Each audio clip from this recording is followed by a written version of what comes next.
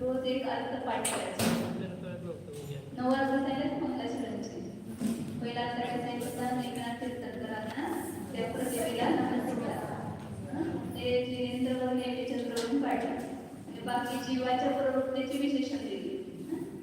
सिद्ध म्हणजे काय सांगितलं पूर्वापाराचाराच्याकडून प्रसिद्ध आहे.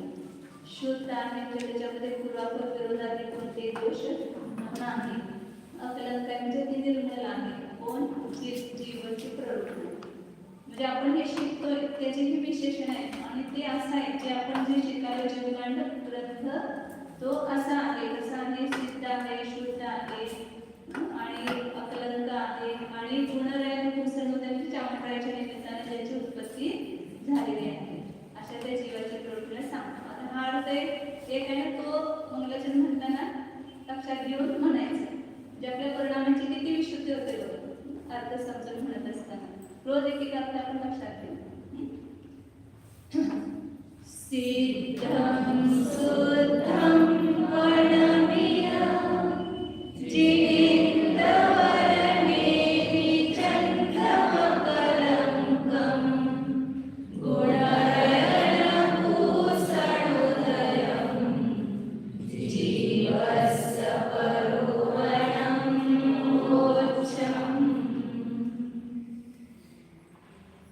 जय बोले सिद्धांत चक्रवर्ती आचार्य नेमिचंद्र भगवान की जय. चलो परम पूज्य चारित्र चक्रवर्ती समाज सम्राट आचार्य शांति सागर जी महाराज की जय. चलो प्रातः स्मरणीय गुरुदेव समंत भद्रमुनि महाराज की जय. चलो परम पूज्य आचार्य सुंदर सागर जी महाराज की जय. चलो परम पूज्य आचार्य श्री मम दीक्षा गुरु आचार्य श्री सुरेश सागर जी महाराज की जय.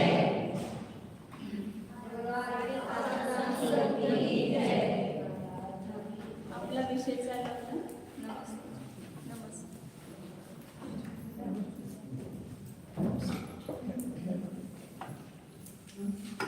विषय चालला होता गुणस्थानाचा आणि गुणस्थानामध्ये कोणता भाव काल चांगलं पक्क झालं रिव्हिजन झाल्यामुळे झालं का पक्क.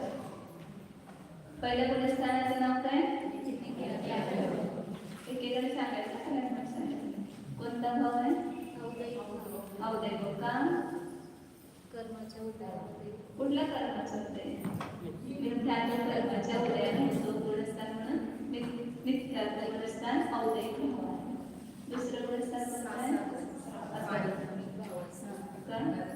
उदय उपशाम क्षय आणि क्षयोक्षम त्याच्या पाठीमागे शेष येतात. दर्शन होण्याचं असे दर्शन होण्याचा उपशम शेष उपशम नाही म्हणून त्याला प्राथमिक म्हटले. तर पहिले 4 गुणस्थान कोणाच्या अपेक्षेने आहे दर्शन होण्याच्या अपेक्षेने म्हणून त्याची कोणती अवस्था त्या ठिकाणी कारण नाही म्हणून त्याला पारणामिक म्हणतात. त्याचे तिसरे गुणस्थान कोणतं आहे कोणता भाव आहे शावशमिक भाव आहे. तर त्या ठिकाणी कुणाचा क्षोभम आहे एक तर त्याच्या उदयामध्ये सम्यक्त्वाचा अंश आहे म्हणून त्याला क्षौशमिक आणि मिथ्यात्वाचं काय आहे उदयाभावी विषय आहे सर्वस्वरूप उपशम. चौथा गुणस्थान कोणता आहे अविरत सम्यक. तिथं कोणता भाव सांगितलं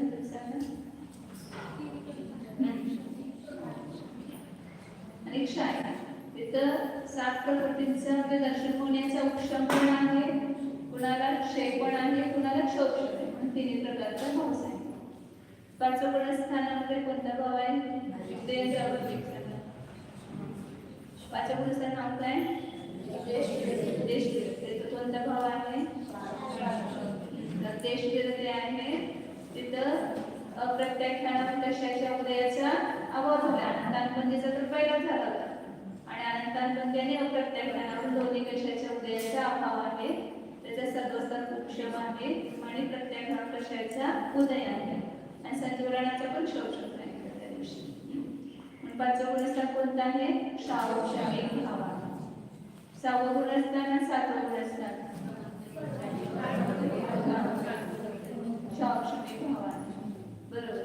तिथं काय आहे? संजीवनाचा तीन कशाच्या उघडीच्या उदयाचा अभाव आहे आणि संजीवनाच्या सर्वघाती स्पर्धकांचा उदयाचा अभाव आहे. आता संजीवनाच्या देशघाती स्पर्धकांचा उदय आहे. 9 कशा पण घ्यायचे त्याच्यात. आठवं गुणस्थानापासून कोणता भाव आहे? किती श्रेणी सांगितलं? श्रेणी कोणत्या सांगितल्या? सगळ्यांना बोलू आणि शपथ श्रेणी.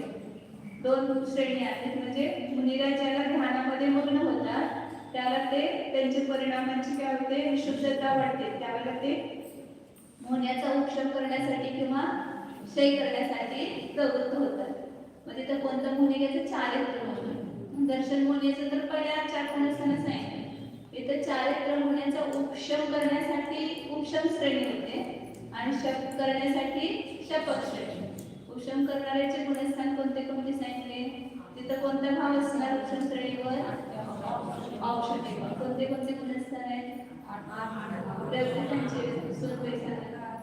नाव काय तुमचं? आरोपी. असं लक्षात आलं. पण औषधिक भाव आहे.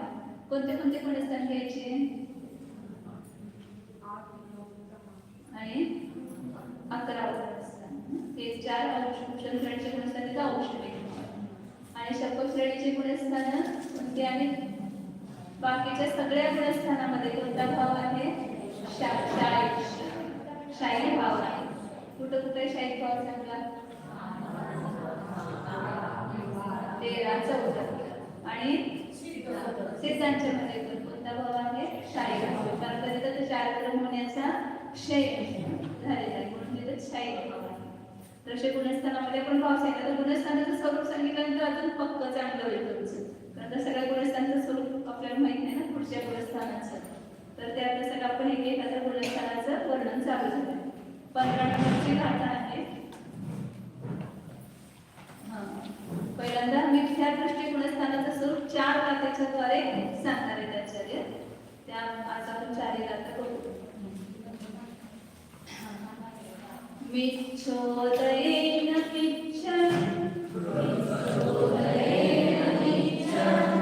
मत्सत्तहणं तु तच्च अट्टाणं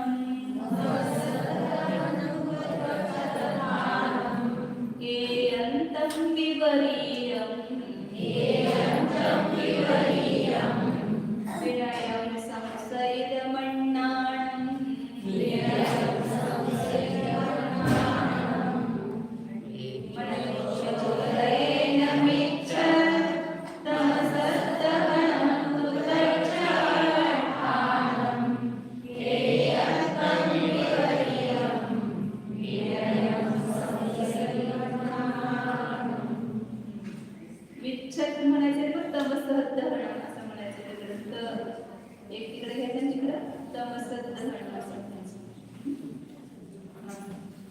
दर्शन होण्याचे किती भेद केले होते?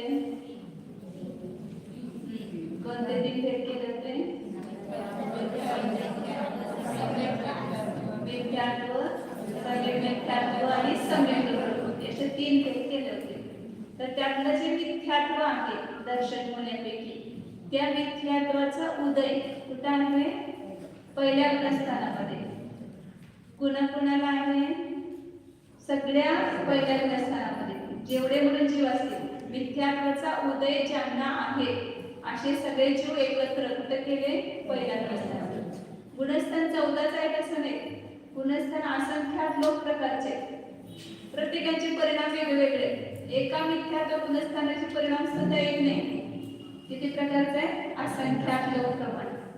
परंतु त्यामध्ये सगळ्यांच्या मध्ये कॉमन वस्तू कोणती आहे तर त्यांचा मिथ्यात्वाचा उदय आहे. त्यामुळे त्यांची श्रद्धा कशी आहे उलटी चुकीची आहे. म्हणजे जसं वस्तूचं स्वरूप आहे तशी श्रद्धा नाही झाली. मग त्या सगळ्या जीवांना एकत्र केला, त्या सगळ्या जीवांच्या परिणामाची एक गुणस्थान केलं मिथ्यात्व गुणस्थान पहिलं.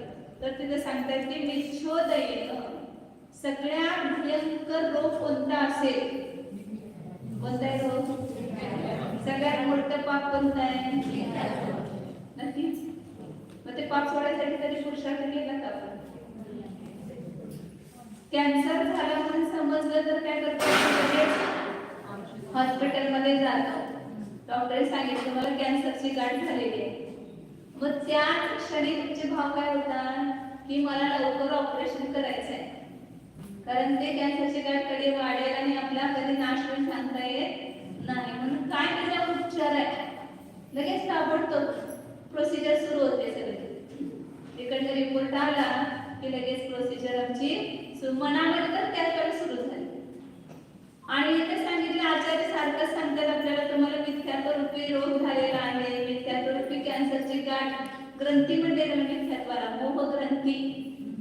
परंतु आम्ही निवांतच असतो, कधी विचार येत नाही की आपल्याला ही मिथ्यात्वरूपी गाठ झालेली आहे तर त्याचं लवकरात लवकर आपल्याला ऑपरेशन करायला पाहिजे.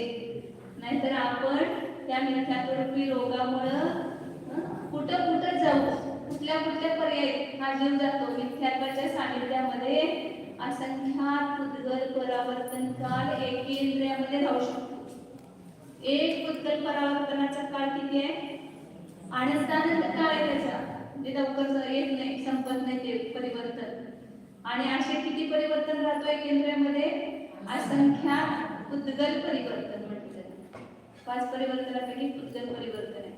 असे 1 परिवर्तन 2 परिवर्तन 3 आपल्या अशा असंख्यात परिवर्तन होईपर्यंत कुठं राहणार एकेंद्रियामध्ये, निबोधामध्ये, की ज्या ठिकाणी एकेंद्रियांचं दुःखाचं वर्णन आहे का त्या ठिकाणी एकेंद्रियांचं दुःख एकेंद्रियालाच माहिती आणि सर्वज्ञ भगवंताला माहिती. आपण त्याचं अनुमान सुद्धा करू शकत नाही. जशी गर्भावस्था असते, जशी बेशुद्ध अवस्था असते, तसं तिथे चैतन्य पूर्ण झोपलेलं आहे. आता तुम्ही विचार करा की ते जल काही जीव आहे का, काय समजते आपल्यासारखंच आहे की ते. आता ज्यांचं पाणी हे शरीर आहे त्यांचं, जसं आपलं हे शरीर दिसतंय ना तसं पाणी हे त्या जीवांचं शरीर आहे, ते पाणी शरीर धारण केलेलं आहे त्याने. मग तिथं त्यांची चेतना कशी आहे, खूप सुप्त, म्हणजे काहीच ते आपल्या पुरुषार्थ करू शकत नाही. त्यांना त्रास झाला तुम्ही उकळा ठेवल्यानंतर त्यांना काय त्रास झाला तर बोलता तर येते का त्याला, किंवा व्यक्त तर करता येते का. एकेंद्राने आपलं दुःख व्यक्तच करता येत नाही, केवळ दुःख भोगणं एवढंच त्या पर्याय आहे. आणि अशा अनंतानंत काळापर्यंत आपण त्या दुःखामध्ये जाऊन पडणार. कशामुळं, एक मिथ्यात्वाच्या सानिध्यामुळं.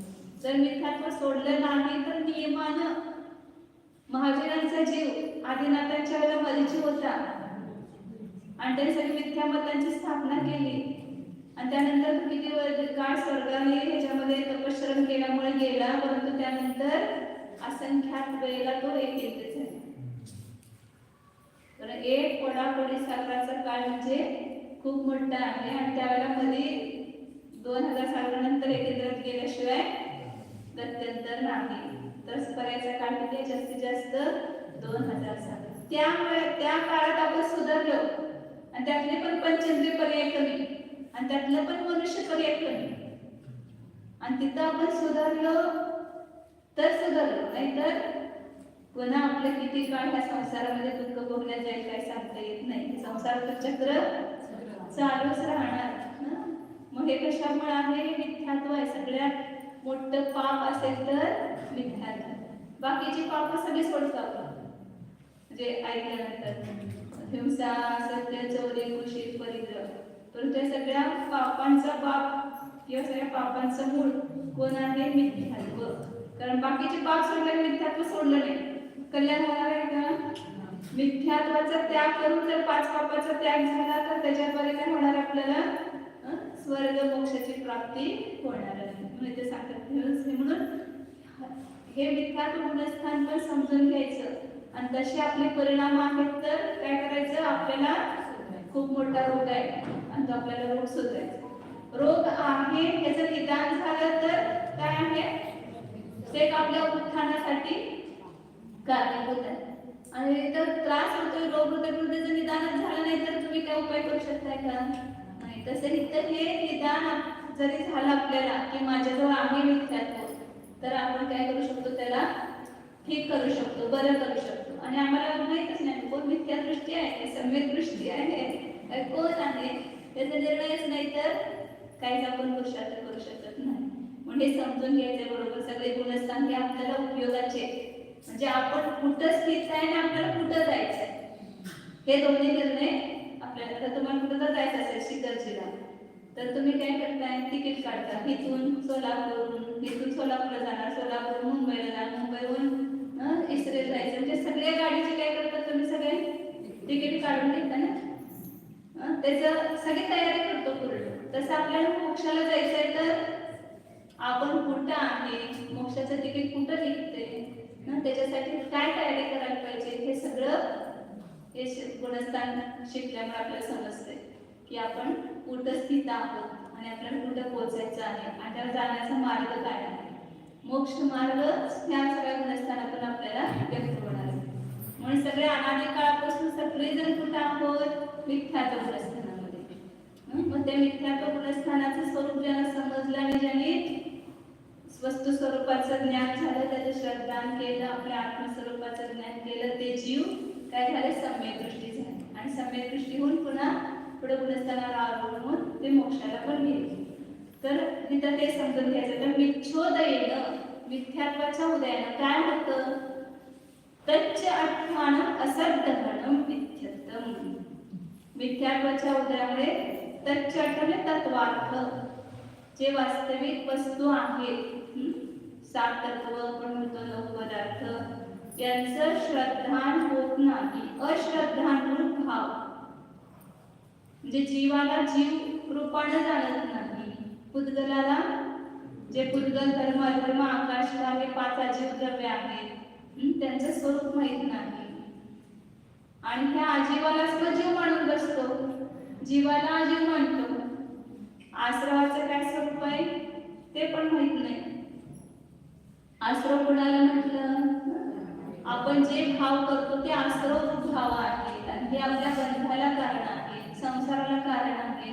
त्याचं श्रद्धान त्याला नसतं आश्रव आणि बंधाला काय मानतो चांगलं मानतो पुण्य आश्रम पुण्य बंध त्याच्याद्वारे आपल्याला मोक्ष मिळेल असं मानून त्या आश्रव आणि बंधाची विपरीत मान्यता करतो संवर निर्जरा मोक्ष तुम्ही ह्याच्यामध्ये शिकलाच द्रव्य संग्रह तत्वार सूत्र ह्याच्यामध्ये सगळे 7 तत्वांचं वर्णन आलेलं आहे मग ते 7 तत्वांचं जसं स्वरूप आहे तसं श्रद्धान नाही जीवाला उपादेय मानत म्हणजे मी जीव आहे म्हणजे कोण आहे मी जीव आहे म्हणजे सगळ्यांना माहिती मी जीव आहे मग कोणत्या रूपाने बघतो स्वतःला हे शरीर जे काय दिसतं ना स्टॅच्यू हा माझा स्टॅच्यू अक्षर बघितलं की चेहरा कोणाचा आहे चांगला दिसतोय का फोटो आले की कोणाचा फोटो पहिला बघतो माझा फोटो व्हायचा ह्याच्यामध्ये किती आजकाल इतकी फोटो काढायची फॅशन झाली कारण सगळ्यांच्या हातात मोबाईल कुठं गेले की जरा नमस्कार करायला लागले की फोटो काढ तर ते मंदिरात मूर्तीचं दर्शनच करत नाही पहिला फोटोच म्हटलं तिकडे बघा तरी कोण आहेत ते वितराग भगवान त्यांच्याकडे बघा कुठं पण सगळ्या तीर्थयात्रेला बघा सगळे नुसतं फोटो काढत उभारलेले असतात तर हे सगळं कशामुळे आहे तर ही विपरीत श्रद्धा आहे म्हणजे त्या बाहेरच्या रूपालाच माझं रूप मानून बसलेलं आहे हे शरीर जे आहे ते मी आहे ही काय सगळी तत्वार्थाची अश्रद्धा आहे ते श्रद्धांरूप भावना आहे आपलं जे चैतन्य आहे ते मी आहे आणि शरीर आदी जे आहे ते सगळे माझ्यापासून भिन्न आहे हे श्रद्धा नाही कशामुळे नाही की अजून मिथ्यात्व बसलेले द्रव्य मिथ्यात्वाचा उदय आहे मिथ्यात्व एक प्रवृत्ती जे कर्म झालं त्याला काय म्हणायचं द्रव्य कर्म आणि त्याच्या उदयाने जो होतो जीवाला भाव मिथ्यारूप भाव त्याला काय म्हणायचं भाव कर्म भाव मिथ्यात्व मग दोन्ही समजून घ्यायचे. द्रव्य मिथ्यात्वाचा उदय जो आहे तो निमित्त आहे आणि त्याच्या निमित्तानं जीवाला जो भाव होतो विपरीत श्रद्धांरूप तत्वार्थाचं यथार्थ श्रद्धान नाही. कारण तत्वार्थ श्रद्धान करण्यासाठी काय करावं लागेल? पहिल्यांदा द्रव्य गुण पर्याय हे समजल्याशिवाय आणि त्याचा भाव भासन झाल्याशिवाय मग सामान्य द्रव्य गुण पर्यायाचे स्वरूप समजायला पाहिजे. मग त्याच्यानंतर विशेष जीव भूतगल धर्म अधर्म आकाश काल सामान्य विशेषात्मक वस्तू आहे. तर वस्तूचं सामान्य स्वरूपाने विशेष स्वरूप जर आपण समजून घेतलं तर काय होणार आपल्याला? आणि ते नुसतं शाब्दिक रूपाने जाणून उपयोग नाही. शब्द तर सगळीजण रटतोय आपण, किती जण शिकतात सगळं, परंतु त्या शब्दांची वाच्यभूत वस्तू जी आहे ती जाणल्याशिवाय यथार्थ श्रद्धान होऊ शकत नाही. सात तत्वांना आपण समजलं आणि सात तत्वांना समजल्यानंतर जसं आहे तसं त्याचं भावभासन होण्यासाठी श्रद्धान झाले. सात तत्वांचं पण नुसतं श्रद्धान होऊन उपयोग नाही. सात तत्वांना आपण त्याचं स्वरूप जाणलं, परंतु त्या सात तत्वामध्ये हे सात तत्व म्हणजे काय आहे? जीवाचे मूळ पदार्थ आहे, त्याचेच हे आश्रव बंध संवर निद्रा मोक्ष त्याचेच काय आहे? जीवाच्या जीवाच्या ह्या पर्याय आहेत. मग त्या द्रव्य गुण पर्याय पण आपण समजून घेतलं आणि मग हे सात तत्व सुद्धा कसे आहेत? हे भेदरूप श्रद्धा आहे. त्याची सम्यक दर्शन होण्यासाठी पुढे इथे आल्या त्याला पुन्हा सांगेल की म्हणजे सम्यक दर्शनाचे 4 व्याख्या वगैरे आहेत ते चर्चा नंतर करू. पहिल्यांदा त्याचं मिथ्यात्व जे आहे ते काय ते समजून घेऊ. तर सात तत्वांचं ज्ञान झालं, त्याचं भेद रूपाने श्रद्धान पण झालं, तर तो त्या सात तत्वामध्ये असणारा जो एकत्व स्वरूपी आपला आत्मा आहे त्याचं आपल्याला ज्ञान झालं नाही, त्याचं भावभासन झालं नाही, अनुभव झाला नाही, तर पुन्हा हे सात तत्वांचे यथार्थ श्रद्धान होऊ शकत नाही. व्यवहार आणि निश्चय, द्रव्य दृष्टी आणि पर्याय दृष्टी, हे सात तत्व पर्याय दृष्टी नाही, पर्याय रूप नाही, परंतु त्या सगळ्यांच्या मध्ये कोण आहे? सामान्य हा जो मनुष्य आधी काय आहे ते जीव तत्व समजा, हे व्यवहार जीव तत्व, अजीव तत्व, आश्रव बंध संवर निद्रा मोक्ष जसं माताजी करतात ना तिकडे पर्याय दृष्टी आणि द्रव्य दृष्टी. तर त्या सात तत्वामध्ये जो अनादि अनंत अखंड आणि ह्या सगळ्या भेदांना रहित एक शुद्ध चैतन्यमय जीव आहे असं ज्यावेळेला हा जीव जाणतो त्यावेळेला त्याला काय होते? सम्यक दर्शनाची प्राप्ती होते.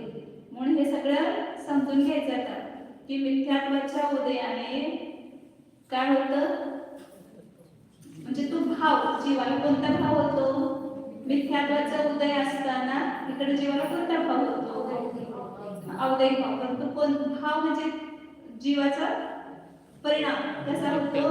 तत्वाचा अश्रद्धा, तत्वार्थाचं अश्रद्धा म्हणजे श्रद्धा नसणं किंवा विपरीत श्रद्धा नसणं. आता त्याचे 5 भेद करतात पुढे.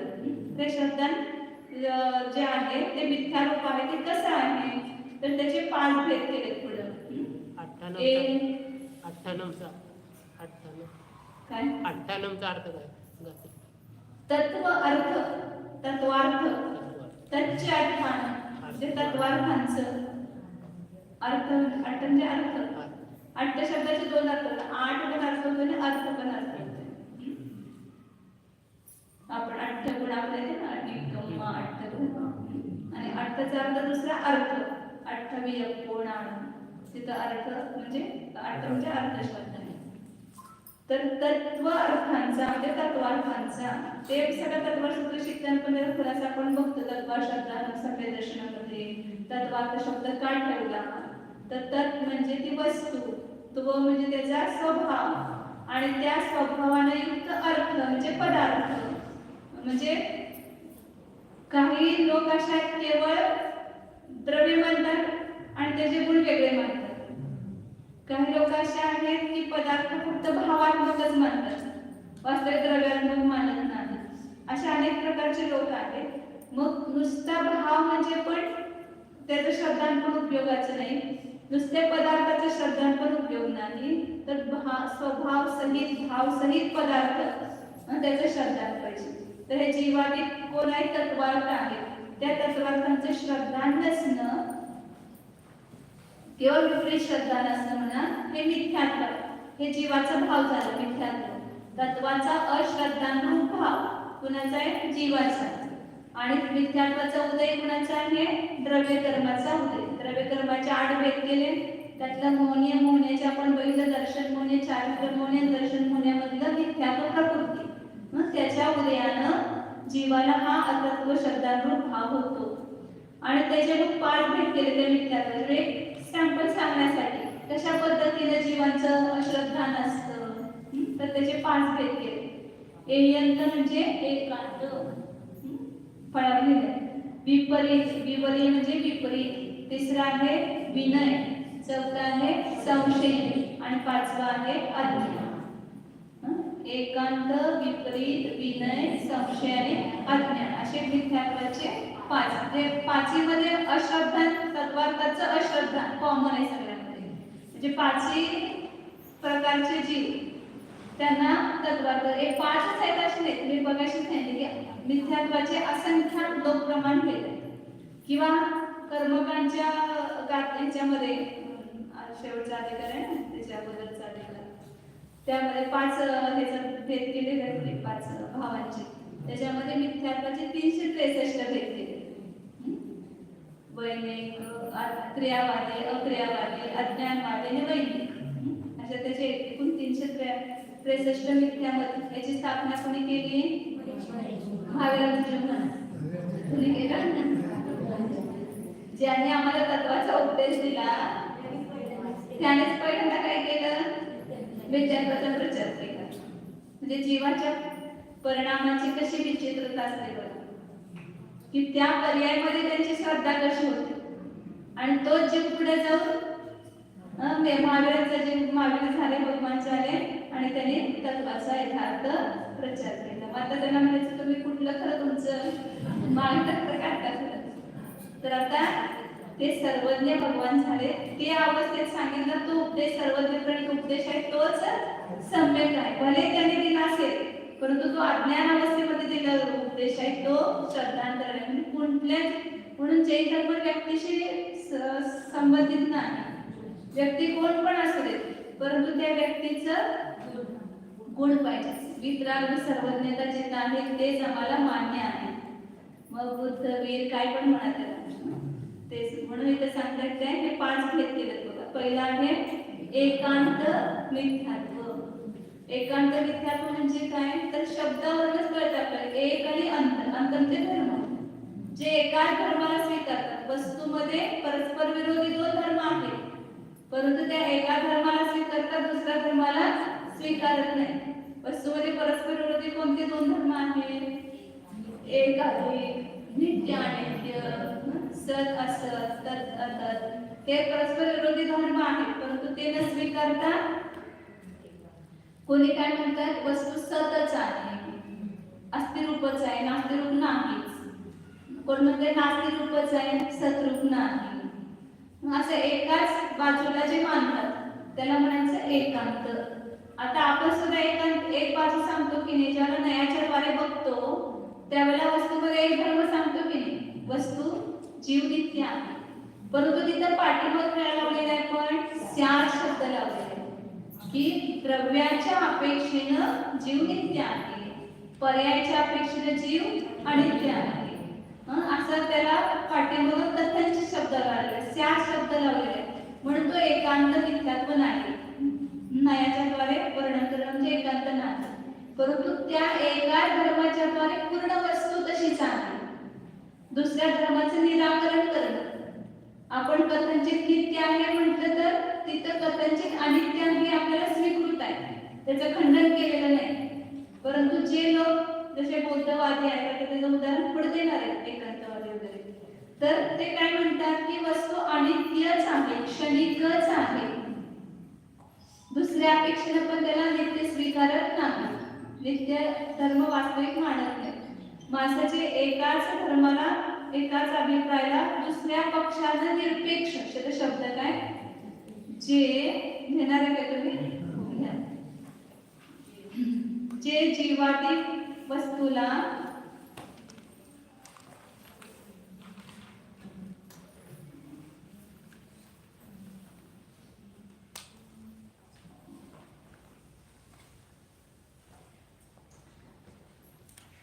जीवादी वस्तू सर्वथा सतच आहे, सर्वथा असतच आहे,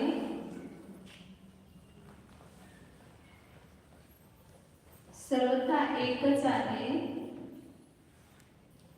किंवा सर्वथा अनेकच आहे इत्यादी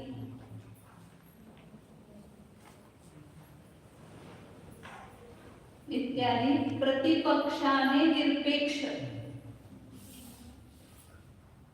प्रतिपक्ष निरपेक्ष म्हणजे दुसऱ्या पक्षाला न स्वीकारता, त्याची अपेक्षा न घेता, इत्यादी प्रतिपक्षाने निरपेक्ष म्हणजे दुसऱ्या पक्षाने निरपेक्ष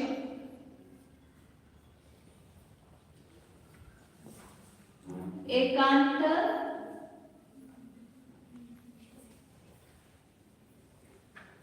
मानतात, एकांत अभिप्राय करतात म्हणा मानतात, त्याला एकांत मिथ्यात्व म्हणतात. म्हणजे एकच वस्तूच्या एकाच बाजूला मानणं, दुसऱ्या बाजूला न स्वीकारणं, त्याला म्हणायचं एकांत मिथ्यात्व. म्हणजे सगळे त्यामध्ये येतात, सांख्य, मौन, नैयायिक वगैरे सगळे हे एकांत मिथ्या दृष्टी आहे. लक्षात आलं पहिलं हे. आणि आपण सुद्धा असं मानत असतो तर आपण काय करतो, पर्यायालाच वस्तू मांडलेली आहे, द्रव्यच आम्ही स्वीकारत नाही. आता काहीतरी समजा प्रसंग आला मृत्यूचा, तर काय वाटतंय आता माझा नाश होणार, मी मरणार, मग दुःख व्हायला लागतंय. मग का दुःख होतं तिथं? फक्त पर्यायाकडे दृष्टी आहे. द्रव्याकडे दृष्टी असेल तर दुःख होईल का? द्रव्याच्या अपेक्षेने मी नित्य आहे, मी अमर आहे, मला कधी मरण येणार नाही असं वाटतं का त्यावेळेला? मी मरणारच आता. मागे पण का नको झालं, एकांत मिथ्या दृष्टी झालं ना. फक्त नित्य बाजू स्वीकारली, नित्य बाजू स्वीकारली नाही. नित्य बाजू स्वीकारली तर आपल्याला दुःख होत नाही. म्हणून आपण सुद्धा आपल्यामध्ये संशोधन करायचं, आम्ही दोन्ही धर्माला स्वीकार करतो का? फक्त अनेकच म्हणतो स्वतःला, एक रूपात स्वीकारलं का? मी मनुष्य झालो, मी स्त्री आहे, मी पुरुष आहे, मी स्त्रियांचे झालो, मी स्त्रियांचे, मी नारकी, हे सगळं पर्यायाला स्वीकारलं अनेकतेला. परंतु ह्या सगळ्या पर्यायामध्ये असणारा जो एकत्व धर्म आहे, तोचपणा आहे, तो एकत्व धर्म आपण स्वीकारत नाही. थोडक्यात आपली सुद्धा पर्याय दृष्टी असल्यामुळे एक पर्यायच एकांत करतो, त्यामध्ये असणाऱ्या द्रव्याला पाहत नाही. तर आपण पण कोण होणार मग? कुठं आलो मी? अनेकांत. जैन धर्मामध्ये जन्माला आलो आणि मानतोय काय? एकांत मिथ्यात्व. तर खरे जैन आहे आपण. पहिलं तर एकांत, दुसरं विपरीत मिथ्यात्व, दुसरा भेद आहे विपरीत मिथ्यात्व. म्हणजे जसं आहे तसं न मानता उलट मानणं विपरीत. म्हणजे वास्तविक धर्म काय आहे? अहिंसा. परंतु काय म्हणणार की हिंसेला धर्म मानणं, म्हणजे यज्ञामध्ये बली दिला असताना स्वर्गात जातो. आता तिथं हिंसा म्हणजे पाप आहे आणि ते पाप करून कोण स्वर्गात जाईल का? परंतु अशी मान्यता. ते सगळ्या यज्ञामध्ये काय करतात? पशूंना बली देतात की नाही? कशामुळे देतात? तर ह्या विपरीत श्रद्धांमुळे. जे त्या हिंसेच्या द्वारे त्या जीवांना यज्ञामध्ये बली दिल्यानंतर माझं कल्याण होणार, मला स्वर्ग मिळणार. ते सगळं बरोबर उलट आहे. काही लोक काय म्हणतात की स्त्रीला मोक्ष होतो, मग स्त्री मोक्षाला जाते का? नाही. ते उलट स्वीकारतात. कोणी काय म्हणतात की केवली आहार करतात. आता केवली आर्यंत आहे, त्यांनी सगळ्या 4 भारतीय कर्मांचा नाश केलेला आहे, इच्छा असेल त्यांच्याजवळ, त्यांना आहार होईल का? म्हणजे अशा सगळ्याच्या उलट्या मान्यता आहेत. त्याला काय म्हटलेलं आहे? विपरीत श्रद्धा. ते विपरीत मिथ्यात्व आहे. त्याची व्याख्या सांगायचं. जे व्याख्या तर थोडक्यात तीच होणार की जसं आहे तसं जाणता उलट जाणार. मग त्याला उदाहरण काय घेणार की अहिंसा अधिक धर्माचे फळ स्वर्ग सुख आहे. अहिंसा अधिक धर्माचे फळ सुख आहे, त्याला हिंसेचे फळ मानणे. म्हणजे हिंसा केल्याने स्वर्ग होतो असं मानणे. हिंसा अधिकाच्या द्वारे स्वर्ग सुख मिळते असे मानणे.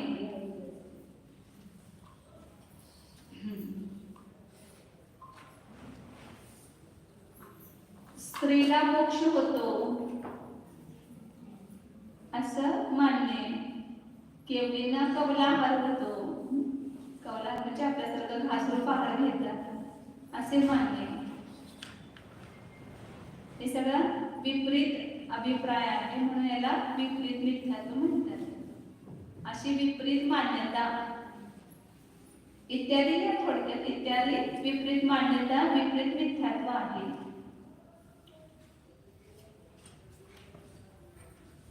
आता तिसरं सांगितलेलं आहे विनय मिथ्यात्व. हे आपल्याला दिसताना खूप त्या जीवाचे किती विशाल विचार आहे असं वाटतंय. म्हणजे खूप सगळ्यांना हे करणार आहे असं वाटतंय, परंतु ते फार मोठं पापही लक्षात येत नाही. विनय मिथ्यात्व म्हणजे सगळे देव सारखेच आहेत. ते देव काय हे देव काय फरक आहे का? सगळे गुरु सारखेच आहेत. सगळ्या गुरूंच्या मध्ये काय फरक आहे? गुरु गुरुच असतात. तसं खोट्या आणि खऱ्या या दोघांना समान विनय करणं, समान मानणं. खोट्या देवशास्त्र गुरूंना आणि खऱ्या देवशास्त्र गुरूंना समान श्रद्धान करणं हे काय आहे? विनय मिथ्यात्व. दिसताना तो किती विनयी आहे असं वाटतं. आपल्या देवाला आला तर सुद्धा म्हणजे खऱ्या देवाला आला तर सुद्धा तो खूप भक्त आहे असं दिसतं. आणि दुसरीकडे पण जाऊन सगळीकडे नमस्कार करतो. शास्त्रामध्ये आपल्या विनयाला मोठा धर्म पण मानतात आणि विनय हे मोठं पाप पण आहे. आपण दशलक्ष पूजेमध्ये दशलक्ष धर्मामध्ये होतो. दुसरा धर्म कोणता आहे? मार्ग. त्याच्यामध्ये काय सांगितलं? विनय. मग विनय सोडसकर भावना त्याच्यामध्ये काय आहे? विनय संपन्नता भावना आहे. तप आहे त्याच्यामध्ये प्रायश्चित्त, त्याच्यामध्ये सुद्धा विनय तप सांगितलेलं आहे. तर विनय हे तप सुद्धा आहे. परंतु विनय हा सगळ्यात मोठं पाप पण आहे. विनयाच्या नावाखाली आपण पाप करतोय की काय करतोय हे आपल्या लक्षात येत नाही. ही तर आणखी एक व्याख्या त्याने दिली आहे की आपण दुसरीकडे बघत नाही. जीवकांमध्ये दिलेली व्याख्या आहे की विनयाच्या द्वारे मोक्ष होतो असं मानणं. हे पहिली व्याख्या काय? खऱ्या आणि खोट्या देवशास्त्रांना समान विनय करणं, समान मानणं. दुसरी एक व्याख्या दिली की सम्यक दर्शन ज्ञान चारित्र्याशिवाय त्याची अपेक्षा न करता केवळ गुरूंचा विनय वगैरे केल्याने मोक्ष होतो. गुरूंचा विनय केल्याने मोक्ष होतो असं मानणं. म्हणजे सम्यक दर्शन ज्ञान चारित्र्याची गरज नाही, फक्त विनयाच्या द्वारेच काय होतं? मोक्ष होतं असं मानणं. हे विनय मिथ्यात्व आहे.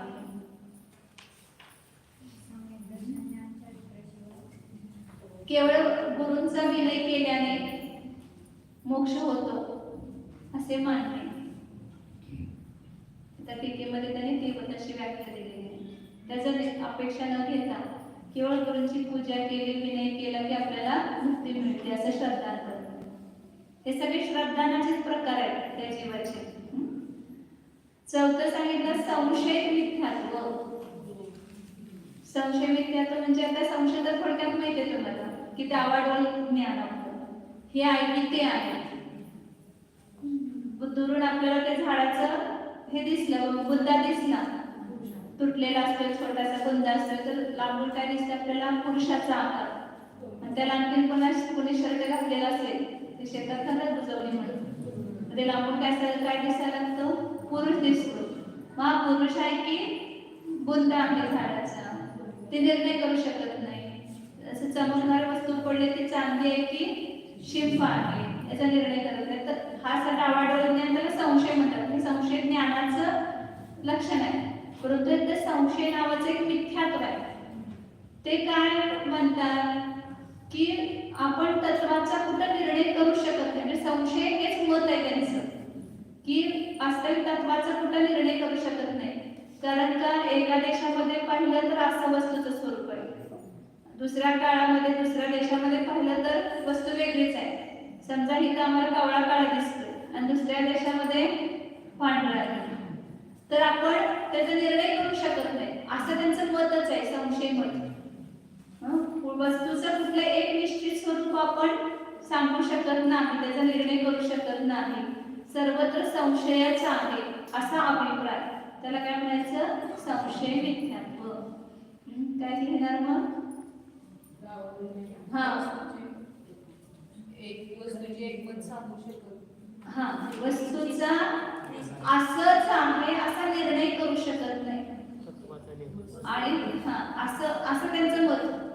कारण का भिन्न भिन्न देशामध्ये भिन्न भिन्न दिसतंय, भिन्न काळामध्ये भिन्न दिसतंय वस्तूचं स्वरूप. त्यामुळे अमुक वस्तू अशीच आहे, हे असंच आहे असा निर्णय करणं, तत्वाचा निर्णय करणं अशक्य असल्यामुळे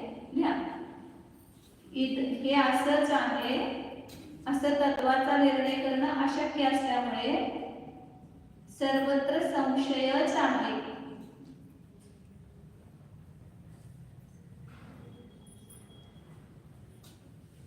असा अभिप्राय किंवा असं मानणं त्या संशय मिथ्यात्व म्हणतात. असं आहे का? वस्तूचं सगळ्याच्या प्रत्येक वस्तूचं स्वरूप निश्चित आहे, ते तिन्ही काळामध्ये बदलू शकत नाही. जीवाचं स्वरूप चैतन्य निश्चित आहे की नाही? बदलते का ते स्वरूप कधी? पुद्गलाचं स्वरूप स्पर्श रस गंध वर्ण, कुठल्याही काळात जावा कुठल्याही देशात जावा ते बदलणार आहे का? प्रत्येक वस्तूचं स्वरूप निश्चित असताना सुद्धा ते काय म्हणतात की वरवर करणे पर्यायाकडे बघून म्हणतात ते. तर प्रत्येक ठिकाणी पर्यायाच्या अपेक्षेने बघितलं तर अनेकता दिसते ना. इथं कावळा काळा दुसरीकडे पांढरा असेल, परंतु जीव कधी अजीव होतो का? किंवा जीव जीव आहे का? नाही. परंतु त्या मूळ वस्तूचा निर्णय नसल्यामुळे अशा प्रकारची विपरीत मान्यता त्या जीवाची होते. ती सगळीकडे संशयच आहे, कुठं निर्णय नाहीच असं मानणं, त्याला संशय मिथ्यात्व म्हणायचं. पाचवं सांगितलं अज्ञान मिथ्यात्व. ज्ञानावरणातील कर्माचं तीव्र उदयानं वस्तू स्वरूपाचं न सामान्य स्वरूपाचा निर्णय न विशेष स्वरूपाचा निर्णय. किती तर लोक बघा धर्माशी किंवा वस्तू स्वरूपाशी काही संबंधच नसतोय, अज्ञान आहे पूर्ण. सामान्य विशेष दोन्हीचा पण निर्णय नाही. आता एकांत मिथ्यात्वामध्ये काय आहे? त्यांनी निर्णय आहे, परंतु कसा आहे? एकाच बाजूचा निर्णय. विपरीत मध्ये त्यांनी विपरीतच मांडलंय. ह्यांना काही ज्ञानच नसतं, म्हणजे ज्ञान आहे परंतु वस्तू स्वरूपाचं काही विपरीत पण नाही आणि सम्यक पण नाही, काही ग्रहणच केलेलं नाही. एकेंद्रिय जीव आहे, त्याच्याकडे कोणतं मिथ्यात्व आहे? हे अज्ञान मिथ्यात्व. एकेंद्रिय, द्विंद्रिय, त्रिंद्रिय, चतुर्ंद्रिय वस्तू स्वरूपाचा काय सम्यक पण नाही विपरीत पण नाही, निर्णयच नाही. म्हणून त्यांचं सगळं मिथ्यात्व कुठलं म्हणायचं? अज्ञान. आणि पंचेंद्रियामध्ये सुद्धा जे काही जाणतच नाही विशेष रूपाने, ते सगळे अज्ञान मिथ्यात्व म्हणायचं. पण जसं आपण व्यवसाय म्हणतो की नाही ज्ञान, तसं हे अज्ञान मिथ्यात्व आहे. 5 भेद झाले. एकांत म्हणजे वस्तूच्या दुसऱ्या बाजूला न स्वीकारता एकाच बाजूला स्वीकारून त्याला तसंच जाणणं मानणं. दुसरं विपरीत म्हणजे विपरीतच मानणं. आयुष्याच्या फळाला हिंसेचं फळ मानणं. स्त्रीला मुक्ती होत नसताना स्त्रीला मुक्ती होते असं मानणं. तिसरं झालं विनय मिथ्यात्व. जे संवेदनशील ज्ञान चारित्र्य नसताना सुद्धा केवळ गुरूंचा विनय केला की मोक्ष होतो असं मानणं. संशय म्हणजे कुठं तत्वाचा निर्णयच नाही, सगळीकडे संशयच आहे. दुसऱ्या देशामध्ये काळामध्ये वेगवेगळी पण वस्तू दिसते म्हणून असा निर्णय होऊ शकत नाही असं मानणं. हे काय आहे? संशय मिथ्यात्व आणि अज्ञान मिथ्यात्व. आता हे 5 पैकी आपलं कुठलं मिथ्यात्व आहे? शोध घ्या. मिठाचं नाही आता सांगितलं की आपल्याला रोग झाले हे लक्षात आलं तरी सुद्धा आपला तो रोग बरा होतो. पण रोगच आहे हे कळालं नाही तर रोग कधी बरा होऊ शकणार नाही. आपल्या रोगाची तपासणी करायची कुठली मान्यता आहे आपली आणि ही मान्यता आहे तर आपल्याला ती मान्यता काढून टाकायची. आता ह्या पाचीचे दृष्टांत दिलेले आहेत पुढच्या ह्याच्यामध्ये की असं मानणारे कोण कोण आहेत ते मुख्य त्याच्यामधले त्याचं नाव सांगितलं. 16 अज्ञान मिथ्यात्वाची सांगितली की म्हणजे व्याख्यामध्ये हेच घ्यायचं तिथं की ज्ञानावरणाच्या तीव्र उदयामुळे एकेंद्रियादी जीवांना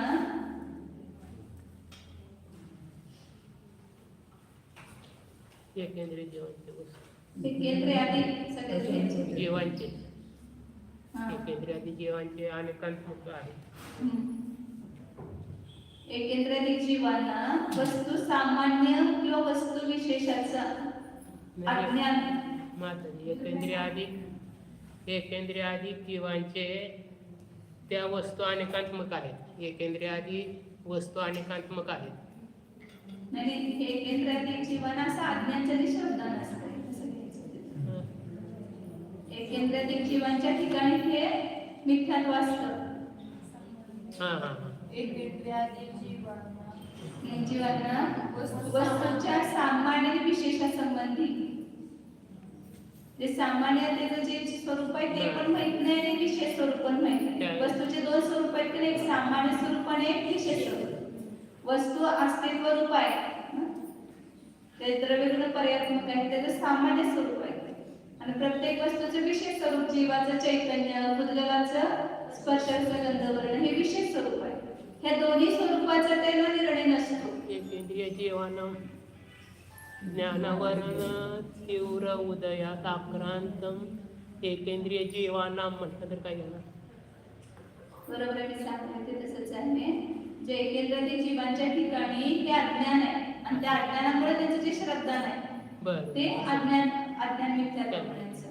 त्यांना वस्तू अनेकांना काही हे सामान्याचं पण निर्णय नाही आणि जीव चैतन्य लक्षणवाला आहे असं विशेषाचा पण निर्णय नाही.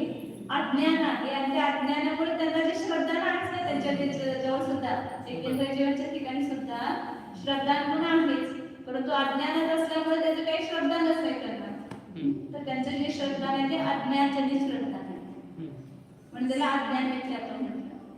आणि असे काही पंचेंद्रिय जीव पण बहुभाग असणार समजा धर्माशी काही संबंधच नाही ना. आता बाकीचे ज्यांनी धर्म मांडलाय एकांत रूप किंवा विपरीत रूप तर ते मिथ्या धर्म आहे त्यांचा.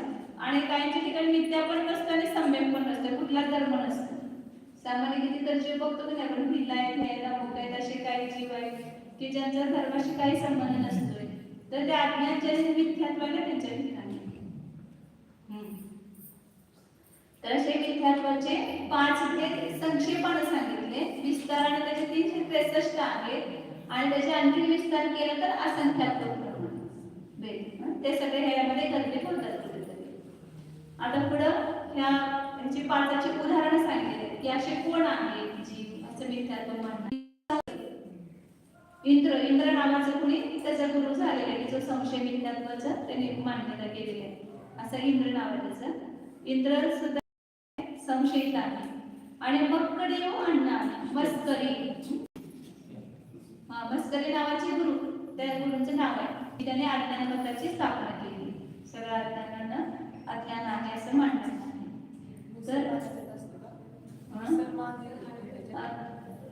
महावीरांच्या काळात एक मस्करी गोशाला म्हणून झाले. 5 गुरु होते त्याला महावीरांच्या काळामध्ये.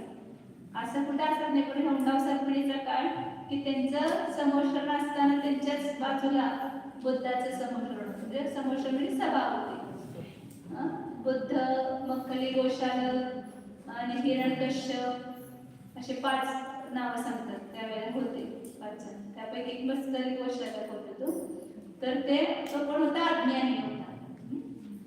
तर त्याचं नाव सांगितलं. त्या काय सांगितलं एकांत कोण आहे बुद्धदर्शी विपरीत कोण आहे? ब्रह्म मतवादी. विनय जो मानवी तत्वाला मानणारे तापसी. संशयित कोण आहे? इंद्र. आणि अज्ञानी कोण आहे? मत्सरी. आता त्या जीवनाचा आपल्याला काय उपयोग? पण ते उदाहरण आहे. आपल्यामध्ये कोणतं मिथ्यात्व आहे ते बघायचं. हे तसे आहेत, ते तसे आहेत हे बघायचं नाही. आपल्यामध्ये एकांत आहे का? विपरीत आहे का? संशयित आहे का? सगळेच मिथ्यात्व दिसतात.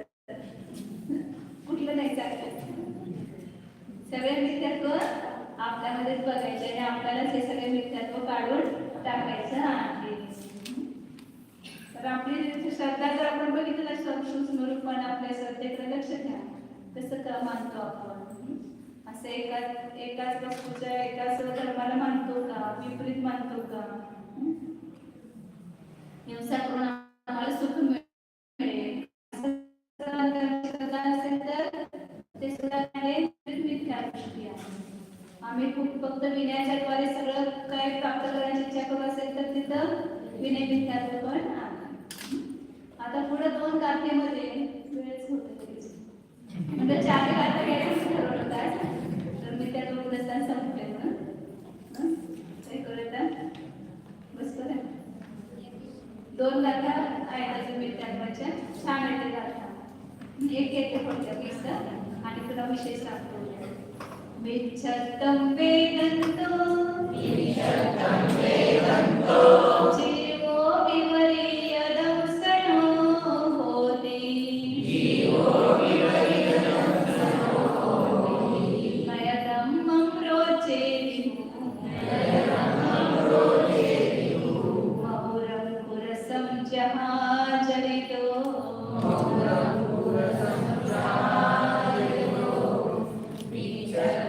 वेदन्तो जीवो विवर्यदंसनो होति मयदम्मं रोचेति महुरं पुरसं जहाजलितो. खूप छान सांगितलं. काय सांगितलं? मिच्छत्तं वेदन्तो जीवो. त्याला ओळखायचं कसं बाहेरच्या लक्षणानं? तर मिथ्यात्वाचं वेदन करणारा म्हणजे मिथ्यात्वाचा अनुभव करणारा. 1-2 मिनिटं बसा शांत. सगळं होते तुमच्या बरोबर छान बसले पाठी बरे हे करू नका. मिथ्यात्वाचं वेदन म्हणजे अनुभव करणारा जीव कसा असतो? विपरीत दर्शनवाला होतो. म्हणजे त्याचं सगळं श्रद्धांत कसं असतं? उलट. नयतम्मं रोचेतु. त्याचं लक्षण सगळ्यात ओळखायचं. धर्म आवडत नाही. पहिलं विद्यार्थ्याचं लक्षण.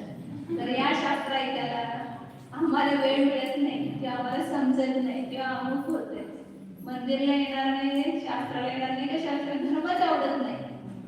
तर ओळखायचं की याला काय झालेलं आहे? मिथ्यात्वरूपी सापानं डसलेला आहे. कुणाला धर्म चांगला वाटत नाही. जसं कुणाला सापाने डसलेला आहे ओळखायचं चिन्ह आहे ना ते. त्याला काय करतात? कडूच पाजतात आणि पाजला तरी त्याला काय वाटत? काय कसं लागतं? गोड लागतं. आणि गोड दिलं त्याला अमृत तर कडू लागतंय. तर ओळखायचं सापाने डसलेलं आहे.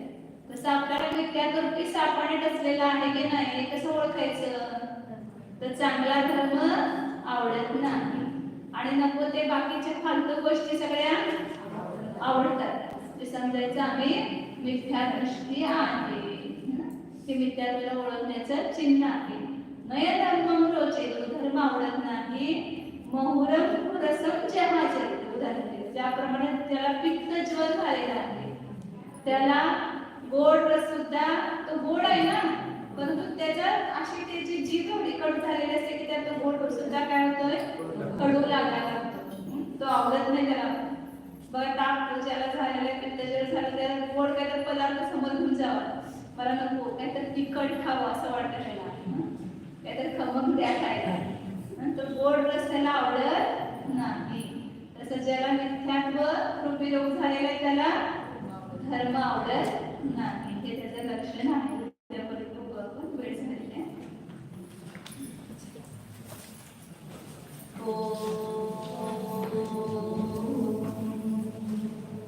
जाना स्वामी शुद्ध चैतन्य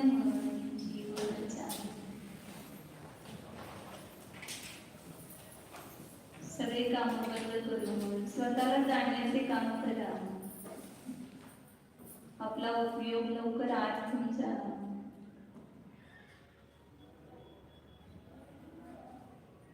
उपयोगाला सांभाळा. आपल्या निज वस्तूमध्ये त्याला एकाग्र करा. पहिला आपल्या निज वस्तूचा निर्णय करा. ह्या सर्व मिसळलेल्या वस्तूमधून माझी वस्तू कोणती आहे ही शोधून काढावी. सगळ्या दुसऱ्यांच्या वस्तूला आपण आपलीच वस्तू मानून बसलो आहोत. हेच मिथ्यात्व आहे. ते मिथ्यात्व सोडायचे असेल तर स्वतःच्या वस्तूचा शोध घ्या.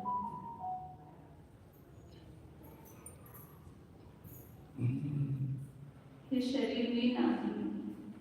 हे अचेतन पुद्गलमय आहे. यामध्ये कार्बन शरीर आहे, तेजस शरीर आहे. हे सुद्धा माझे नाही. द्रव्य कर्म पौद्गलिक आहे, मी नाही. या पुद्गल कर्मापासून भिन्न जो एक अंतरंगामध्ये चैतन्यमय वस्तू आहे, स्वतंत्र, त्या दोन्हीपासून स्वतंत्र आहे.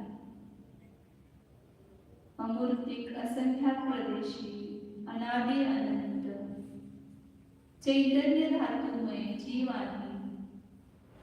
हाच मी आहे. बस हा निर्णय करायचा आहे. तशी वस्तू पहा अंतरंगामध्ये. पाहायचे म्हणजे जाणायची, जाणीव करायची. ही उपयोगात्मक वस्तू स्वतंत्र आहे. शरीर म्हणजे ही वस्तू नव्हे. ही सप्त धातूचा पिंडमय शरीर आहे आणि हा चैतन्य धातुमय जीव भिन्न आहे. वेद विज्ञान करा. आपल्या ज्ञानामध्ये सामर्थ्य आहे. दोन्हींना भिन्न जाणण्याचे सामर्थ्य आहे. स्वरूपाचा निर्णय करून त्यामध्ये भेद करा. लक्षण भेदाच्या द्वारे आपण वस्तूला भिन्न जाणू शकतो.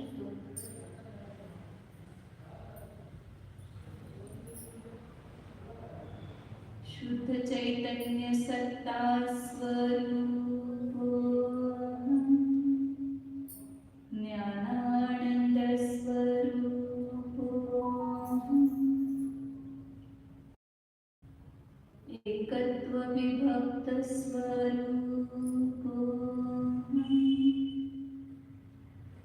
अनेकांत स्वरूप शुद्धो एको ध्रुवो